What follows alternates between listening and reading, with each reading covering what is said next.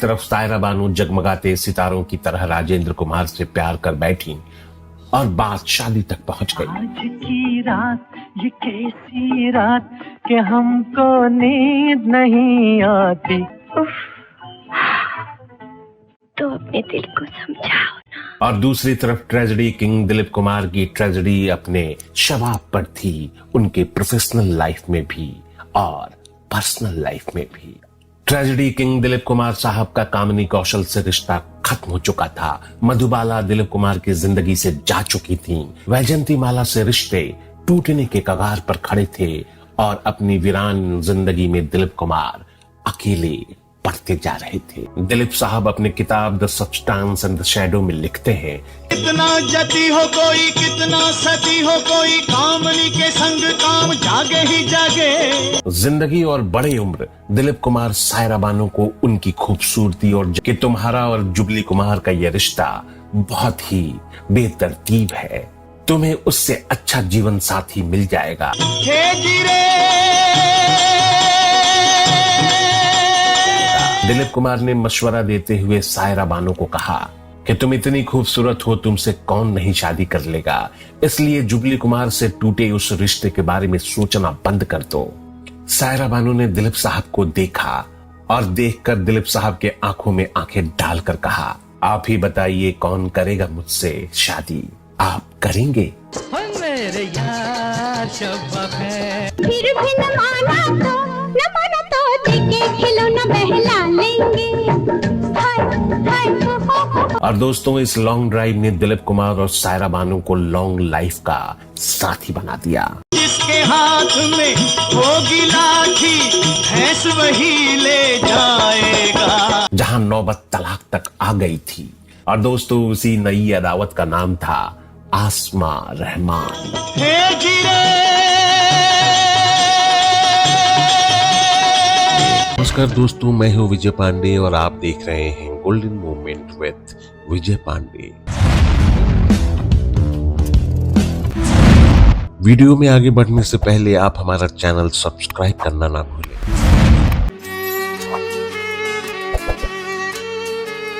मैं चली देखो प्यार की गली, मुझे रोके ना कोई। बॉलीवुड की मशहूर शख्सियतों की अदावतें भी मशहूर होती हैं और उनका प्यार भी उतना ही मशहूर होता है।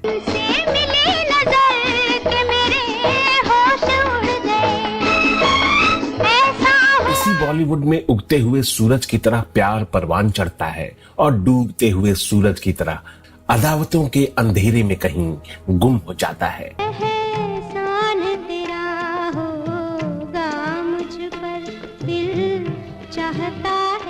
लेकिन प्यार और मिसाल के अनछुए पहलू का दूसरा नाम है सायरा बानो।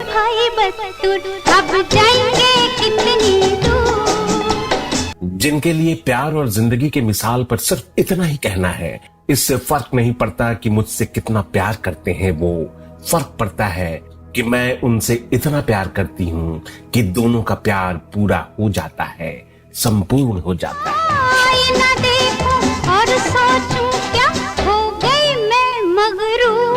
शाही खानदान से ताल्लुकात रखने वाले उनके पिता एहसानुल हक फिल्म निर्माता थे और मां नसीम बानो हिंदी सिनेमा के 40 के दशक में सबसे खूबसूरत और ज़हीन अभिनेत्रियों में शामिल थीं, जिन्होंने बाद में कॉस्ट्यूम डिजाइनर और ज्वेलरी डिजाइनर के रूप में काम किया। और इनकी नानी के गाए गाने, जी हाँ दोस्तों, हम बात कर रहे हैं शमशाद बेगम की, जो सायरा बानो की रिश्ते में नानी लगती थी।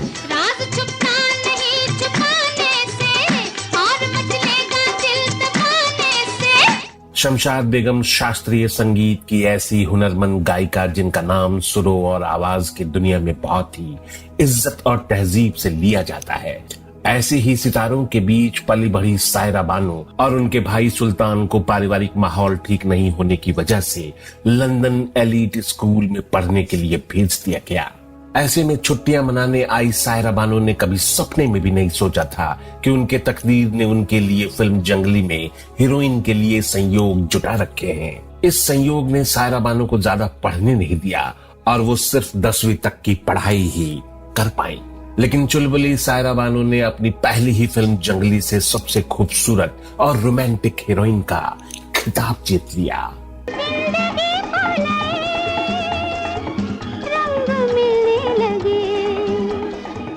फिल्म जंगली में बेफिक्र और मस्तमौला रोमांटिक सुपरस्टार शम्मी कपूर ने सायरा बानो को कई रोमांटिक टिप्स दिए और उस टिप ने सायरा बानो के एक्टिंग करियर में 4 चांद लगा दिए।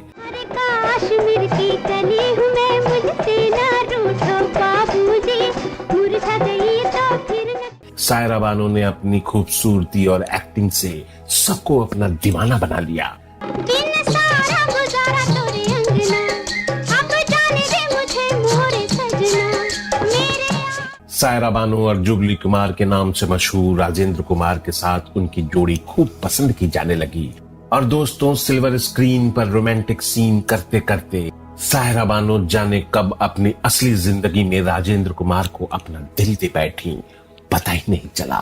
दिल मेरा चला, दिल मेरा चला, दिल मेरा चला, अल्लाह। प्यार परवान चढ़ा और बात शादी तक पहुंच गई। तुमसे मिली नजर के मेरे होश उड़ गए, ऐसा हुआ।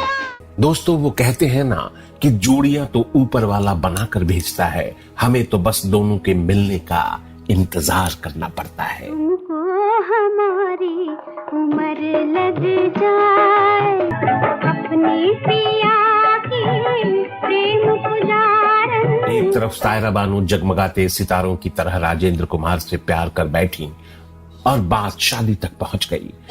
पर्वतों की धारा आई ढूंढने किनारा, यहाँ चल दिए इधर तो आओ, कि हमको नींद नहीं आती। तो अपने दिल को समझाओ ना। और दूसरी तरफ ट्रेजेडी किंग दिलीप कुमार की ट्रेजेडी अपने शबाब पर थी, उनके प्रोफेशनल लाइफ में भी और पर्सनल लाइफ में भी। ट्रेजेडी किंग दिलीप कुमार साहब का कामिनी कौशल से रिश्ता खत्म हो चुका था। मधुबाला दिलीप कुमार की जिंदगी से जा चुकी थी। वैजंती माला से रिश्ते टूटने के कगार पर खड़े थे। प्यार करते हैं, प्यार के न जाने कितने ढोंग रचाते हैं, और यूं लगता है जैसे सब सच है। और अपनी वीरान जिंदगी में दिलीप कुमार अकेले पड़ते जा रहे थे। और दोस्तों तकदीर ने अपना खेल दिखाना शुरू किया।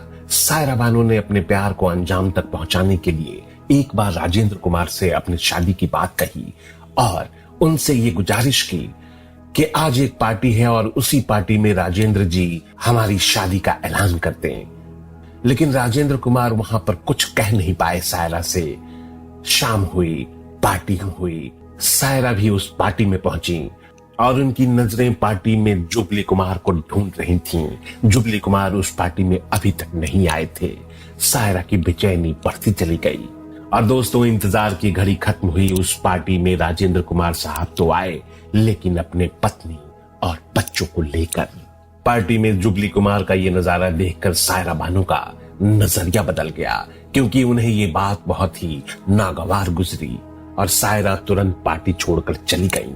और सायरा के बेसब्री का आलम यह था कि उन्होंने अपने आप को लगभग सबसे दूर कर दिया। इस दिन रहे ख्यालों में तुम, अब हो जा गए। दोस्तों यहीं से किस्मत ने जोड़ी का संयोग मिलाना शुरू किया और इस संयोग का इंतहा देखिए कि जब ट्रेजेडी किंग दिलीप कुमार 1944 में अपनी पहली फिल्म कर रहे थे, उसी 1944 में सायरा बानो ने जन्म लिया था।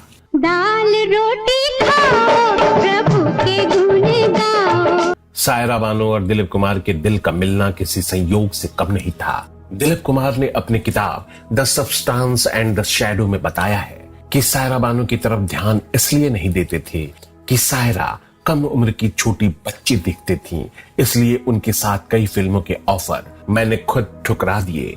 इधर राजेंद्र कुमार से मिले धोखे ने सायरा को अकेला कर दिया था, के लगते हैं भंवरों की सूरत भरी, जिससे उनकी मां नसीम बानो बहुत खफा थी। और ऐसे में नसीम बानो ने अपने पड़ोसी दिलीप कुमार सायरा बानो की मदद करने के लिए कहा था। दिलीप कुमार ने इस बात को स्वीकार किया कि मैं मदद करूंगा, मैं सायरा को समझाऊंगा।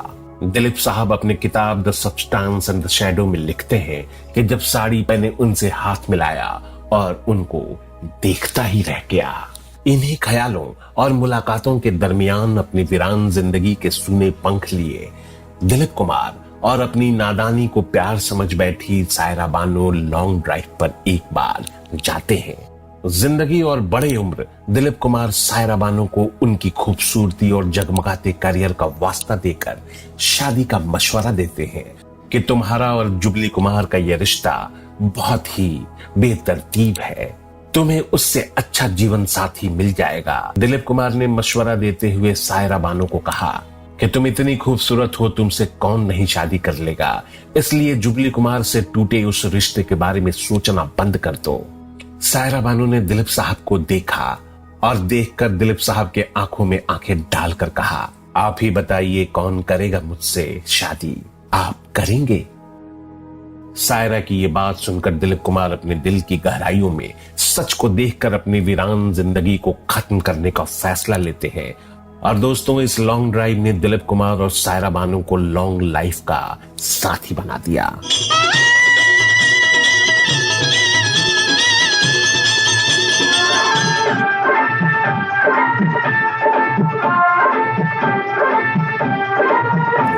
दोनों बहुत ही खुशहाल जिंदगी जीने लगे। खुशहाल जिंदगी जी रहे दिलीप कुमार और सायरा बानो के जिंदगी में सबसे कठिन दौर उस समय आया जब अटकलों का बाजार गर्म था। ऐसे में सायरा बानो के मां बनने का सपना हमेशा हमेशा के लिए टूट गया। जब उनकी पहली और आखिरी संतान पैदा तो हुई, लेकिन वो जिंदा नहीं थी। दोनों ने ऊपर वाले की मर्जी मानकर ता जिंदगी निसंतान रहने का फैसला ले लिया। एक लंबे अरसे तक दोनों एक दूसरे को संभालते हुए जिंदगी की उस अदावत तक पहुंच गए जहां नौबत तलाक तक आ गई थी। और दोस्तों, उसी नई अदावत का नाम था आसमा रहमान। दिलीप कुमार की बहन फौजिया ने दिलीप साहब को आसमा रहमान से मिलवाया था और दिलीप कुमार आसमा रहमान से मोहब्बत कर बैठे। खबर आग की तरह फैल गई जिसने फिल्म इंडस्ट्री में लगभग भूचाल सा ला दिया था।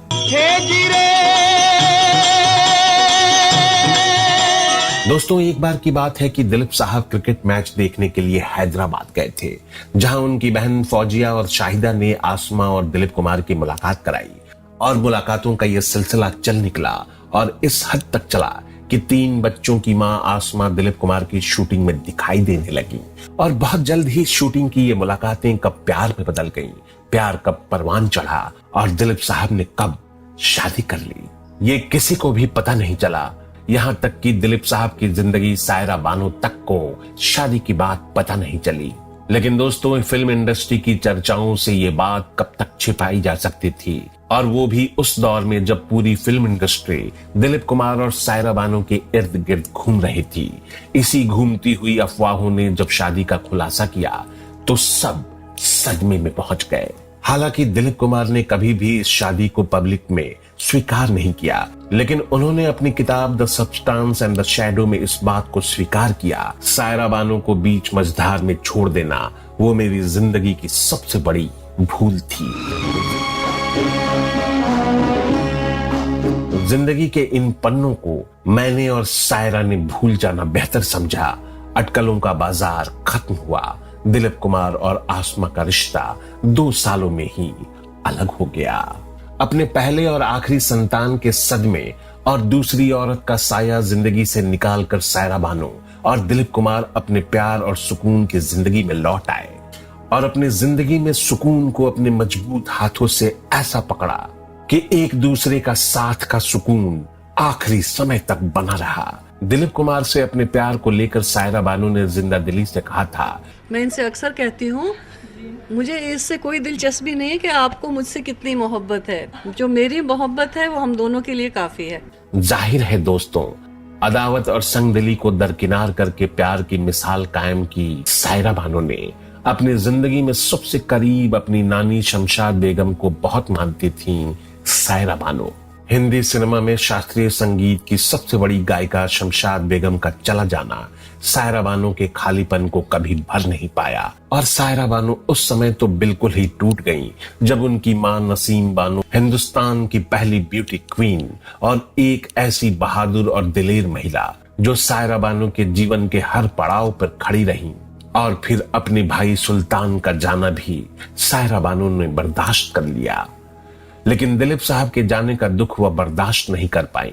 और उन्होंने एक इंटरव्यू में कहा था कि सब चले गए तब दिलीप साहब थे, उनके समझाने का तरीका था, लेकिन आज वो भी नहीं है। मैं समझ नहीं पा रही हूं कि किस कंधे पर अपना सर रखूं। दुख में सहारा चला गया हमेशा के लिए मुझे दुख देकर। सायरा बानो खूबसूरत और चंचल इस अभिनेत्री के जिंदगी ने तो इतने घाव दिए थे कि जगमगाती सफलता के उत्कर्ष पर राजेंद्र कुमार से प्यार करना इतना महंगा साबित हुआ कि अपने सबसे अच्छे दौर में डिप्रेशन का शिकार हो गई थी, जिसका नतीजा ये हुआ कि अपने से 22 साल बड़े अभिनेता से शादी करके सबको दरकिनार कर दिया। फिर वो दौर भी आया जब 70 के दशक में अपने पति सुपरस्टार दिलीप कुमार के साथ छरहरी काया वाली सायरा बानो बहुत कम फिल्मों में नजर आने लगी। चाहे जवानी सही न जाए रसिया तोरे बिन। दोस्तों, सच चाहे जो भी हो, लेकिन इन तमाम सच्चाइयों में एक सच ऐसा भी है कि हिंदी सिनेमा से खूबसूरत और चंचल अभिनेत्री सायरा बानो दूर होती जा रही थीं और इतनी दूर चली गईं कि हिंदी सिनेमा के सिल्वर स्क्रीन पर सायरा जी फिर नजर नहीं आई। हिंदी सिनेमा के इस बेहद खूबसूरत अभिनेत्री सायरा बानो को उनके सूरत और सीरत के लिए golden moments with Vijay Pandey सलाम करता है। तुमको हमारी उम्र लग जाए, छोटी सी उम्र में ही लग गया रो, कहते हैं लोग थाम लो मुझे, मैं यही इंतजार करूं। मैं चली देखो प्यार की गली, मुझे रोके ना कोई, सबको सहारा चाहिए। पानी रे सा आहा आई मिलन की बेला देखो आई, होए उनसे नैना मिले मैं शर्मारों की दुनिया, ये है बस ख्याली बहारों की दुनिया। ला ला ला ला ला ला ला ला। दोस्तों, हमारा ये वीडियो आपको कैसा लगा हमें कमेंट बॉक्स में जरूर बताइएगा। और अगर आप इस वीडियो के माध्यम से अभी अभी हमारे चैनल से जुड़े हैं तो हमें सब्सक्राइब करना ना भूलें। आप अपने सुझाव हमें ईमेल भी कर सकते हैं। हमारा मेल आईडी है goldenmomentswithvijaypande@gmail.com। अब अपने इस दोस्त और होस्ट विजय पांडे को दीजिए विदा। अगले वीडियो में हम फिर हाजिर होंगे ऐसे ही किसी नायाब फनकार के नायाब किस्से को लेकर। तब तक के लिए नमस्कार, धन्यवाद, शुक्रिया।